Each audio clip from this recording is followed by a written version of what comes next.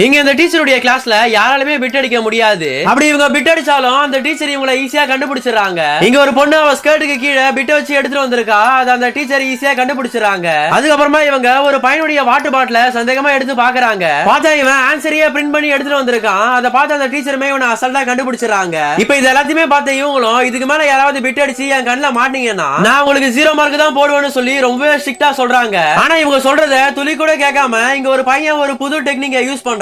அந்த டெக்னிக் என்னன்னா, exam start ஆகிறதுக்கு முன்னாடி எல்லா ஸ்டூடெண்ட்டுமே ஆன்சர் ஷீட்டை ஷேர் பண்றாங்க. அதுல இவனோட ஃப்ரெண்ட் எக்ஸ்ட்ராவா ஒரு ஆன்சர் ஷீட்டை வாங்கி வச்சுக்கிறான். சோ இப்போ இவனுமே அந்த டீச்சர் கிட்ட எனக்கு ஆன்சர் ஷீட்டே வரலன்னு சொல்லிட்டு இன்னொரு ஷீட்டை வாங்கிக்கிறான். இப்போ 2 ஆன்சர் ஷீட் எடுத்த இவனோட ஃப்ரெண்ட் அந்த 2 ஷீட்லயுமே ஆன்சர் எழுதி ஒன்னு இவன் கிட்ட கொடுக்குறான். அதை பார்த்து இவனும் இவன் வாங்கின ஷீட்ல அதை அப்படியே காப்பி பண்ணிடுறான். ஆனா இதையுமே எப்படியும் அந்த டீச்சர் கண்டுபிடிச்சு இவங்களை கையும் களமா பிடிச்சிடறாங்க. சரி, ஓகே गाइस, நீங்க இந்த மாதிரி பிட் அடிச்சு மாட்டி இருக்கீங்களான்னு சொல்லிட்டு மறக்காம கமெண்ட் பாக்ஸ்ல கமெண்ட் பண்ணிட்டு போங்க.